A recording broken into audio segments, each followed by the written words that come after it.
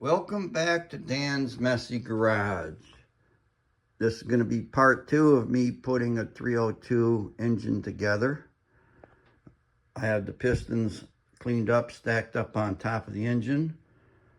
And today I'm going to start with what they say, polishing the crankshaft. I'm going to clean up the journals and maybe even stick it in the block today. So let's get started. Okay, I saw this crank polishing at home method on the internet by a couple different people. I think one of them was Derek at Vice Grip Garage. There's different variations, different videos. I'm going to be using 2 sandpapers, 1000 grit and then follow it up by 1500 grit. You cut a strip as wide as the journal that you're going to be polishing. Get some looby-dooby on there. This is trans fluid and oil mixed together. Whenever I put oil or trans fluid in a car, I take the empty bottle, dump it upside down into this, like a funnel going into another bottle, catch all the drips out of the bottle, let it drain overnight.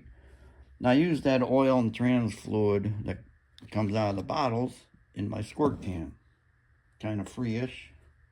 Anyways, I took an old nasty towel here, one of my grease towels I wipe stuff off the floor with. Then I cut a strip off, cut like one of the seams off the end. Now they use a shoelace online and on the internet, you know, the, what you would call it, YouTubers. I don't have it, so I'm going to use this rag, and then you wrap it around here a few times. You can already see what's going to happen, don't you? And then you start pulling on here. And as you go back and forth, you can see that the string will travel across the journal and push on that paper. So you do this for a while. Just take a peek at it. And you can see a little difference already. And I just did it for a few seconds. I don't even know how long. I didn't happen to measure the time. Take, spray that off, clean it. You're supposed to clean the journal before you even start this process.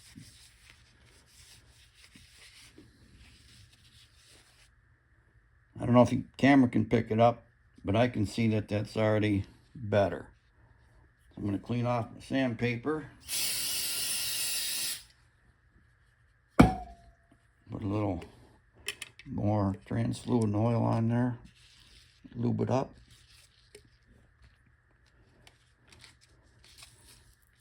Wrap it around. Get my shoelace.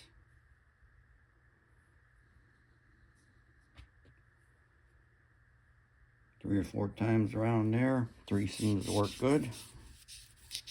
And I'm not pulling real hard on this. I'm just moving it.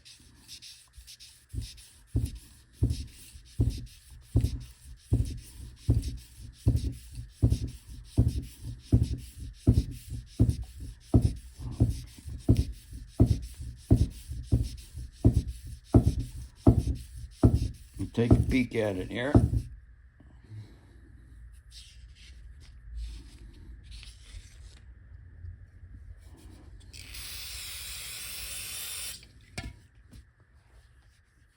Doing good, doing good. You get the idea. So I'm going to do that with 1000 grit until I get it nice and uniform.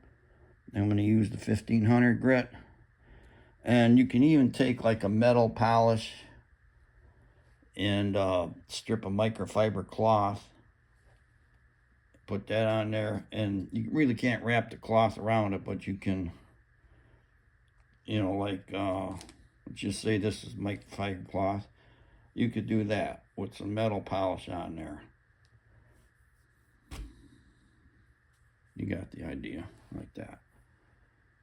So I'm going to do this, and I'll bring you back when I'm done. I got that one done. Didn't take very long at all. You can see the difference between that and these others that haven't been touched yet. Does a nice job.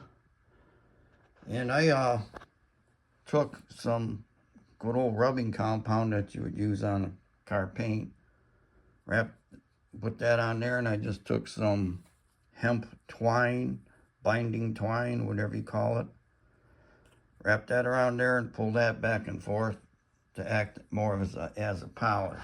Why? I don't know. Just felt like it.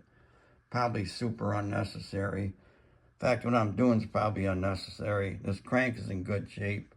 Bearings all look good. But I'm going to do this anyways. See you later.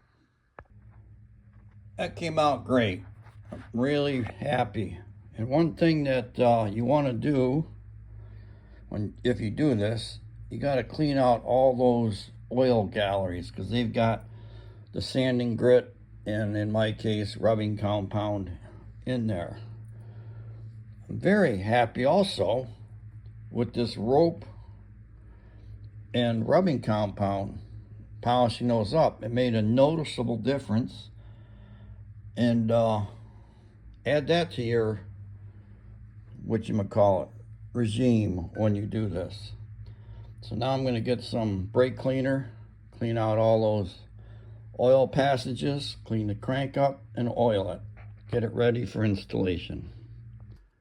To clean it up, I'm using, first I did brake clean, sprayed out all the little channels. Now I have Dawn dish soap and water. Dawn dish soap works great for cleaning stuff up. I don't know what's in it, but it works great. It works really good in a ultrasonic cleaner too. So I'm gonna get the paper towel here and do this one-handed. I'm gonna wipe all this off of here. Let's see, yep, you can see got some dirt and grime off there, even though I brake cleaned it. And then I'll oil this up. And I'll get the bearings put in the block and then set the crank in there. This does have a one-piece rear main seal. I do have new gaskets and seals. They've been in the garage for a while before I even started working on the red Mustang, because I was working on this first. And I bought a bunch of things that I would need. You know, new timing chain, all the gaskets, seals, rings, bearings, new oil pan. And today I went and met a guy that was selling a timing chain cover that I needed, because this engine came with a reverse rotation water pump, and it has a different timing chain cover that doesn't have a dipstick tube in it. Dipstick tube in this case was in the oil pan. Well, that's not how my Monarch is going to be. That takes the front sump oil pan. Dipstick tube needs to be in the timing chain cover. So just give it another once over here. Now oil it up, put it in the engine, and this is going to be the end of part 2 of me rebuilding a 5-liter 302 Ford engine in my garage. Stay tuned for part 3.